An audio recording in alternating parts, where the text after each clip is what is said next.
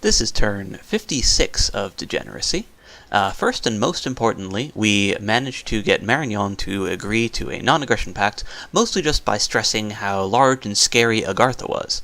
We were aided quite a bit by the fact that Agartha recently put up his Earthblood Deepwell global, which helped make him appear to be even more of a threat.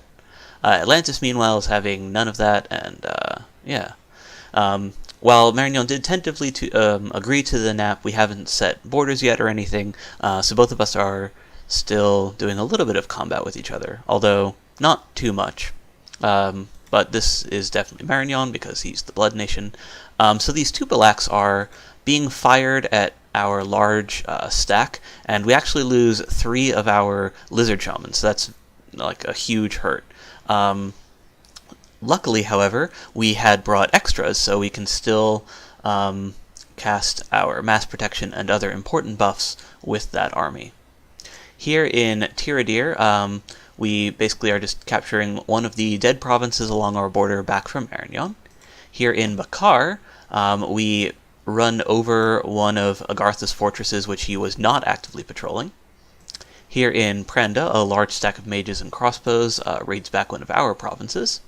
Here in Ardun, Marignon, as mentioned previously, is trying to capture stuff from Mictlan. So this is like a relatively small group of Marignese forces just capturing this province. They have this guy here who doesn't have any gems, and he's been in quite a few fights from the looks of things. I think he's just there as a commander, and based on the fact that he can sail, and he can throw a couple lightning bolts out as well. The AI is just doing AI things, so we don't need to go over its formation too much, other than to mention that these things up here are all undisciplined, all in one blob. These guys here are the Tramplers with poison skin, so they're not the poison aura guys, and these guys here are have that large area of effect flame breath attack.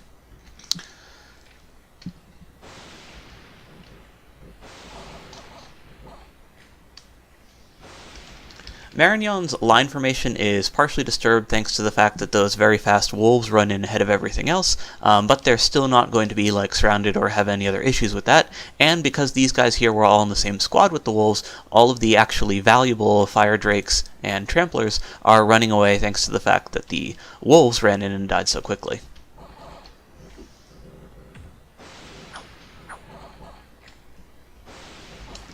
So, Marignon didn't really need to do anything special there to beat that Mictlan stack, and while it looked fairly threatening thanks to the fact that these fire drakes and potentially the jaguar toads could do some damage, because they were in that stack with those low morale and much faster wolves, they were basically rendered a non-factor.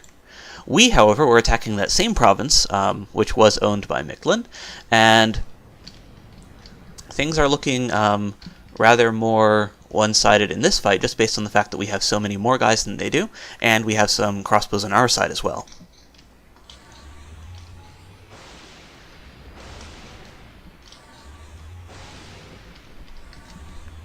So the reason that these guys get ahead of these guys over here is that they're all set to fire, which means that they are not in lockstep as you would have with regular line formation stuff, so the units can get a little bit dispersed, but that's okay.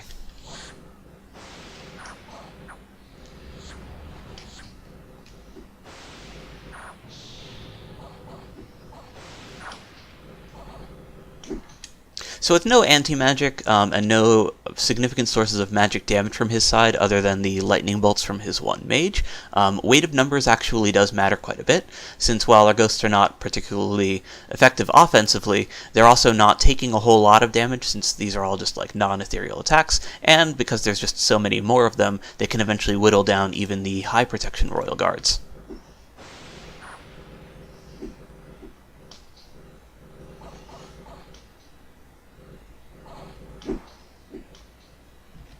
So with that, we're actually able to win this fight, and while the guys did die slowly, they also ran slowly, so pretty much all of the halberdiers were killed, and even some of the royal guards. We lost a couple ghosts in the process, mostly these paralyzed damage guys which we had at the front, and just a couple of these guys who were stuck in melee against actual melee units. Here in the Sodden Merc, we just raid a province from Atlantis. In Gol Re-Up, we actually have a fight in that we run into a bunch of these ice warriors. However, we have a ton of mages on our side, so this isn't anything close to a fair fight, and thanks to our overwhelming amount of armor negating damage, we're able to just wipe the ice warriors without too much trouble. Note that we're down 3 shamans in the stack solely to the remote attack spells, but with our apostasy spam, we are able to convert one of the Tonglux back to our side. So we get ourselves a mage. That's always fun. It's not a particularly impressive mage, but he can still cast some Frozen Heart or low-level death magic. In Ablach, we siege another fortress from Agartha, and in Alluvia, we raid one of Atlantis' underwater provinces. Oh, and then the other thing which I did this turn, which was really dumb, was I cast Burden of Time.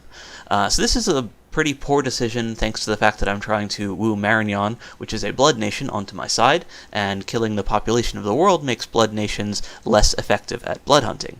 While it's mostly aimed at Agartha, who is fairly reliant on having a large number of old mages in the form of their Chthonian alchemists, it does actually hurt Marignon as well, who has a bunch of fire mages, and, as mentioned, does also need blood mages, which require population. So slowly killing the population of the world is definitely good for Lemuria, and it hurts. If this game were not, like, Lemuria versus World, it would also be okay for Atlantis, since their units are longer lived and they're more gem reliant than blood reliant. But given that it is, it's definitely not a spell that anyone other than me likes having up, so it can definitely hurt my diplomatic relations as well. In Sodden Merc, we get some free province defense. In Tiradir, we get some free water gems. In the Kingstone Desert, we get some free gold. So when it says 70 units has suffered badly, it means that 70 units have been pushed into old age who weren't there. And then this is basically just the number of guys who failed the morale checks. And we were able to hire these archer mercenaries over down here in the Agartha front, and they're basically just going to be doing some raiding. So just to go over those fortresses which we hit, if you'll remember, we were pushing up through here using this little stack that basically snuck in through this area over here. And we're basically just going to be marching right in here, basically trying to cause as much damage as possible before Agartha is able to respond. We can see here he has only a handful of reanimators, so he definitely can't beat up this army with just those guys. And while this stack right over here would have no problem doing that, he can't very easily catch them because they're on the wrong side. And these guys are relatively slow because the actually, I think they can get through here, or get to here, because they do have map move 2. Let me double check that real quick, though. Oh, wait, no, the reanimators are too slow. That's right. These guys are the soulless carrying guys, not the servants here. So the servant would be able to catch up with the crossbowmen, but if he wanted to bring those mages, because they're only map move 1, he won't be able to run ahead of the army of ghosts and catch them. So I should be fairly safe to do my raiding there. I could also raid into here, but if this province here has roads, he can also move from here to here using potentially map move 2 mages and his map move 2 crossbows. We also don't know what's in this province right over here, so again, he could potentially cut me off from there as well. This province, or attacking this province, gives me the option to move over into here if he doesn't have enough guys on this fort and over here to catch me. And even if he does, I can potentially besiege this fort and then have another angle to get out. So this is kind of a fairly, or it leaves me in a very versatile position where I still stand a decent chance of actually escaping. Meanwhile, over here, we're basically doing the same thing. We're going to attack into Agartha's territory over here, and while we're much more likely to be caught, we can still potentially get some raiding done. We're going to be doing another, basically just a little check over here to keep him honest, make sure that he's still stuck patrolling in Momef. And if he doesn't, like if he moves the guys that he would be patrolling without over here or down into here, then one of these attacks might be successful. So this is basically just a means of continuing to raid into Agartha by just attacking a bunch of provinces at the same time and forcing him to outguess me. For Marignon, we're basically just going to try to maintain, or try to keep all of the dead provinces. So I'm basically going to ask for this province here as well, and we'll have like a nice little straight border over this way. And then I'm going to be offering him Miklin's Cap as well, but I will be needing this throne, because thrones are important for winning, obviously, and this one in particular, or having thrones for Lemuria in particular, is useful for spreading our terrible dominion and making our lands less good to invade. And then from this province right over here, once we capture it, is going to be getting us another Lizard Shaman site. So I want to basically maintain a little buffer between that and Marignon's ability to quickly seize that from me, if and when he decides to break our non-aggression pact. Meanwhile, right over here, I've retooled this stack slightly, thanks to the fact that we've seen that those remote assassination spells have been sniping our shamans. We're going to be making them no longer communion reliant. So this guy over here has been loaded up with extra gems so that he can do a round 2 or round 3 mass protection once again. This guy is doing the same but with anti-magic. So he's going to do Power of the Spheres first in order to boost himself up, and then burn 2 gems in order to cast it.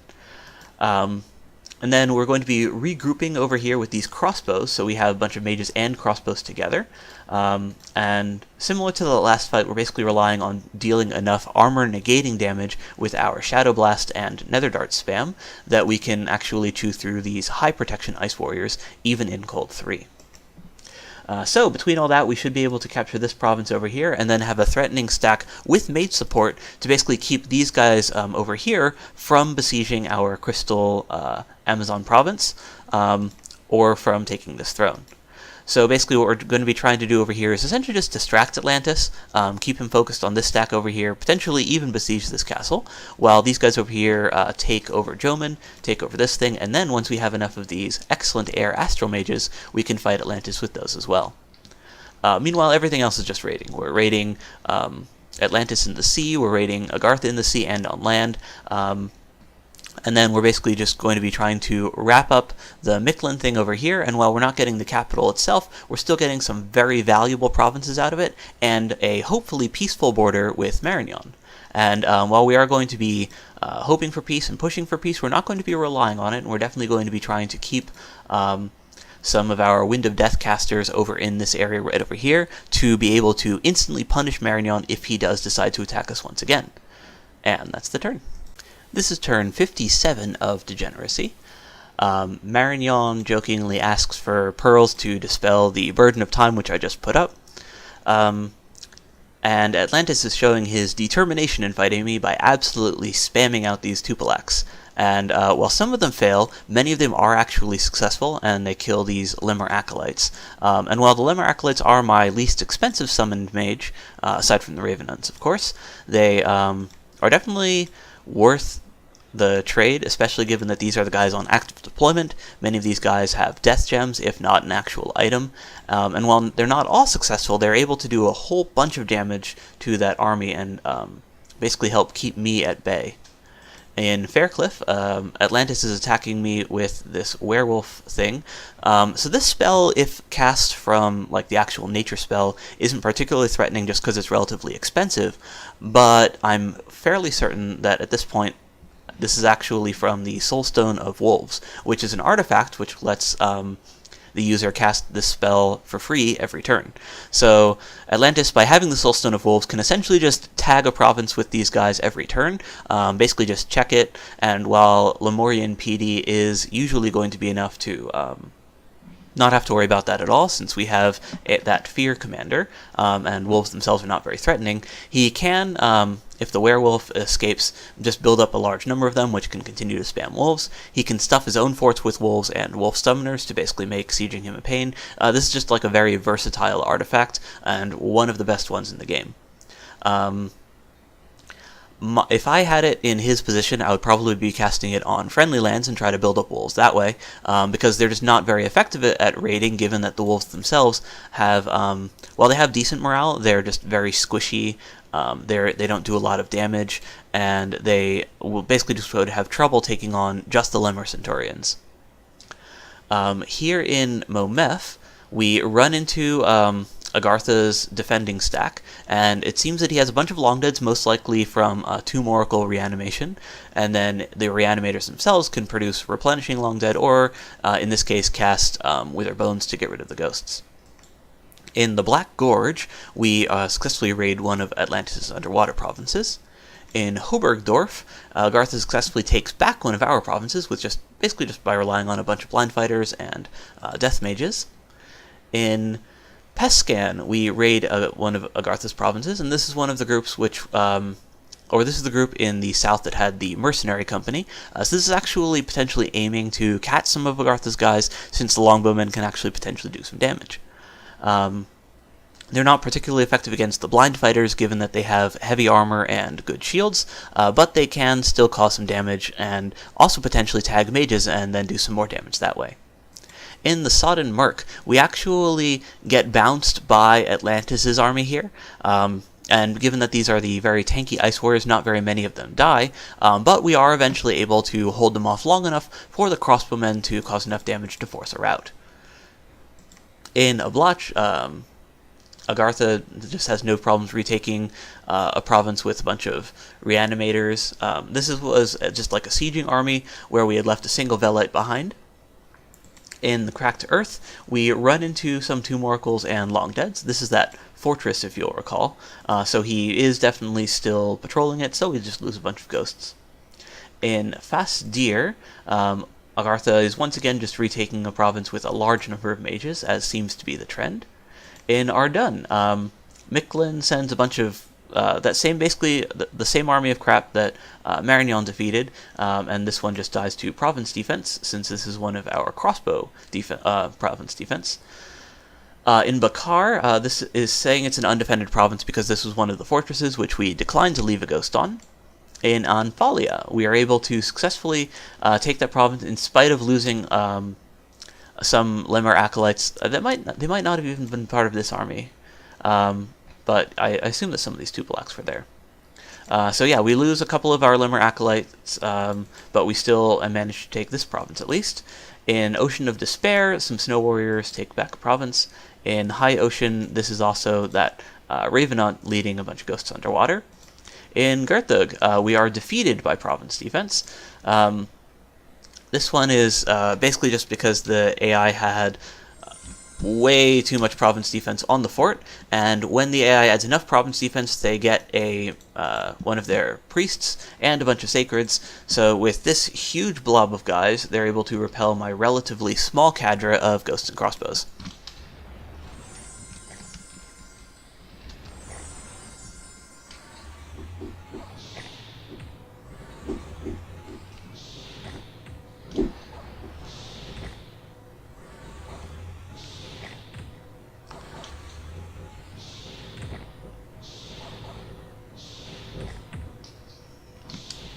So basically what happens here is that no one's units are really good, but he just has way more of them, and a couple of sacreds which can fight well enough to actually hold off my guys. Here in the Sinkhole Swamp, though, we take the much more valuable province, since it's essentially undefended, and we will eventually be able to get more Lizard Shamans from there as well. In Titan's Breath Peaks, we just raid a province and get a couple Solus from the Shade Beasts, and here in Abyssia, Atlantis tries once again to storm, and this time they brought, let's see if they're going to cast anything, one mage, two mages, neither have gems, and on Atlantis, oh, and they have some green lines here, but these guys are ethereal, so these guys can actually go through castle walls, so usually it's helpful to have these guys flanking. The other thing is that, as you can see, these guys are very close to the entrance, so if you have some guys that you want to get into the entrance as soon as possible, you usually want to put those guys at the very front. So if he was planning on using the Acertuts for that, he should be having them right front and center, or he could potentially do the same with these Ice Warriors, but as mentioned previously, last time he stormed, given that this is a Heat 3 province, their protection is significantly reduced. While these guys don't have reduced protection, theirs is just not that high to begin with, so while they are less expensive in both gold and resources, they're just not very good units in general, so it doesn't help too much to have them. In fact, given the fact that Abyssia is most likely going to be deploying fire elementals, it's most likely helpful to have these magic weapons, even if the protection that they have isn't necessarily much better. But if you are relying on the Acertuts, you definitely want them front and center, with these guys able to do some firing from behind, and if you'd prefer to flank with them to try to, kill some mages, given that they have some mages, you want to separate them out so they can go through the walls on the top and bottom.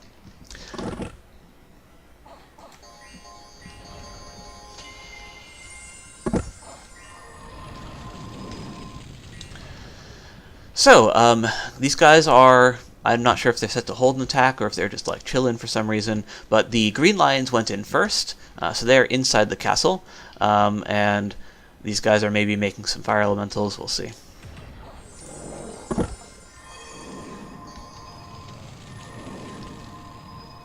So interestingly, these Acertuts with their N9 Bless have a higher HP density than the Green Lines. The Green Lines are also fire resistant, so they're not being targeted by Abyssian evocation. However, they are still alone and fighting, I don't know, this white on their own, and they're also just fighting in melee instead of using their excellent acid attack, so isolated and alone they're basically being less effective than they would be if they had some guys to frontline for them and let them use their acid breath instead.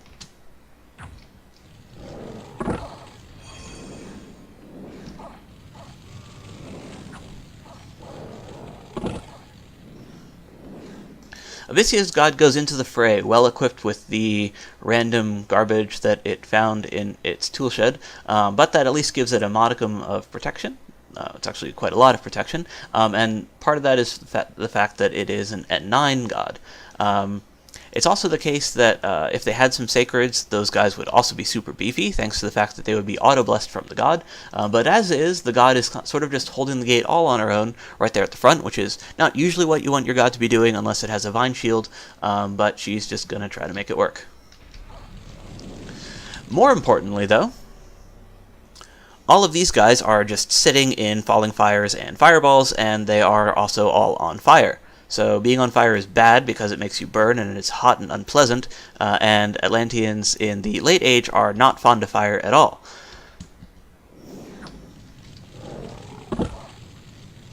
So these guys wisely choose to skedaddle while the Sacreds are just kind of standing in the middle under gate towers and taking yet more evocation, but they do start to get the surround on Miscegenation here, and even whittle her down a little bit. You can see she's still taking damage and is not casting personal regen or anything, because that would be too clever. So they could eventually have killed her if they didn't try to fight in a choke point while all being on fire, and were able to get a slightly better surround on her.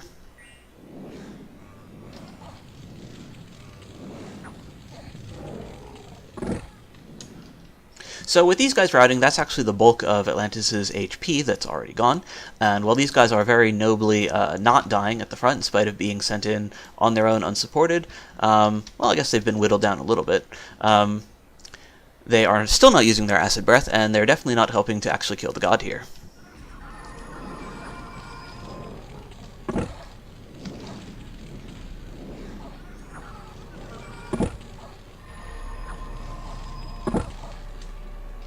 So the green lines eventually get whittled down by conventional melee units and wall towers. The small group of Atlanteans which does make it through the walls is not able to take off too much of Miscegenation's HP, and therefore they're not able to kill her.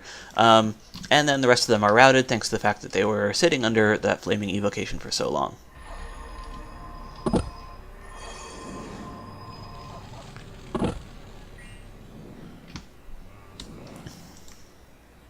So, there you have it. Atlantis loses one of its mages, just its regular unimportant land mage. It loses a bunch of these ice warriors who are not fighting in optimal condition. It loses 18 Sacreds and 6 Green Lions, and it manages to kill 2 of these actually useful Sacreds and 3 of these questionably useful Abyssians, but none of the mages. So Abyssia is once again able to hold its capital with the AI's genius tactics. So, in the, yeah, we've already gone over that, that's rating. Burden of Time. We have a bunch of guys getting old and suffering badly, but that's okay because everyone else is suffering worse. Our ghosts don't mind at all. We get a bunch of free gems, which is great. We get a free sage. He's looking for the Library of Time, which would be excellent if we were to have it, but this event is actually more likely to be a false positive than actually a sign that we have the Library of Time, but we can still definitely take the free sage. And arcane probing your provinces isn't too terrible, even in LA where astral sites are, or sites in general, are less common. In the Sodden Murk, we get some more gems, which is great, and in Lemuria, we get a couple more gems. So, lots of free gems this turn. And we are still sieging Jomin. This stack right over here is just a couple of magic weapon warriors, so we don't need to worry about it too much. We do need to be a little bit concerned about losing too many of our guys to those Tungalaks, so we are actually sneaking a bunch of our mages out. The idea being that this guy over here we know has no problem beating up Tungalaks in melee and is also an H3 priest, so he is probably the safest guy, whereas this guy over here is fundamentally expendable, so we don't care if he gets hit by the Tungalax. So as a result, we're sneaking out those mages. This guy over here, at least we don't need to pay upkeep on him if he dies. And while these guys are actually rather important, and we don't want to lose them, they're still less important than these excellent mages, which we had to pay some gems for. So we are moving those guys all over into here to basically gather up the rest of these guys, since we did lose a bunch of commanders and therefore did lose or did not bring all of our units together. And while this connection is closed, that means that Atlantis will not be able to attack into me through there. While it's definitely possible for Atlantis to move onto this fort, I don't think that he will, while the potential exists for him to abandon this capital, especially given that he doesn't know what all is back here, and my abilities to basically retake it or kick his army off. So yeah, unless he brings enough to instantly breach this 400 defense fort, which, while possible, is not particularly likely given that we have at least some ghosts inside, and he has only about 400 units there in total. So like, if he can't kick it off instantly, then I can bring reinforcements over into here and then fight him before he can storm.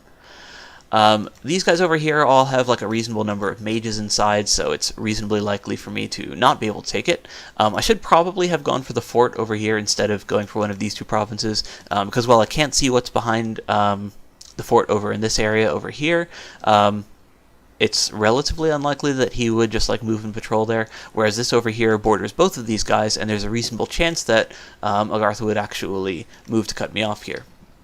So even without peeking ahead, I'm pretty sure that that's a poor decision. I'm also, because of the fact that Agartha is actually patrolling both of these guys here, I'm not really expecting to be able to take them too easily without mage support, so I am basically going to be moving a bunch of stuff over here, and then potentially might want to hit one of these provinces later with some actual mage supported armies. Meanwhile, Marignan moved all of his guys into here. And given that we had been talking in terms of the nap, I'm basically just asking him, or I'm going to be asking him for this province, but I don't plan on like forcing the issue and actually trying to engage him. So I think he is basically just kind of checking to see if I'm going to follow the actual peace agreement, and I'm sort of looking to do the same. I'm building a temple over here so I can resume Lizard Shaman production, because spending all of your gold on mages is always important, and it's relatively difficult for Lemuria to do that. So we'll basically be up to 3 indie mage sites, which is excellent. And then, yeah, these provinces over here, or these fortresses over here, rather, which we've taken from Mictlan, are now in our dominion with temples, so we're starting to get some ghosts over there, and we'll most likely be looking to get some free spawn commanders as well. We're still getting income from these provinces right over here, while these are rather quickly dying. So that's a little unfortunate. We'll be losing some gold income relatively soon, but in the meantime, we're able to get both ghosts and gold, and yeah, so this is basically fully entrenched Lemuria in our core provinces, where we basically can no longer be sieged and can do a whole bunch of attrition damage to anyone who tries to invade, and at the same time we're able to still get some gold income and a bunch of indie mages from the 3 different provinces which we are recruiting them in. It's also worth noting that all of our indie mages are astral mages, which is excellent for Lemuria because it means we have a bunch of communion slaves and can therefore boost up all of our magic very effectively. So our Burden of Time is still up and still causing some damage. The Vengeful Water from Atlantis is still making invading him look not very good, and Earthblood Deepwell from Agartha is still making him look threatening, or rather more threatening as the game goes on, but we are continuing to raid him rather successfully, even if we can't cause a whole bunch of damage to Atlantis. So Atlantis remains largely contained. Agartha is still the subject of a large amount of assaults. Mictlan is almost completely consumed, and we are looking at peace with Marignan. And that's the turn.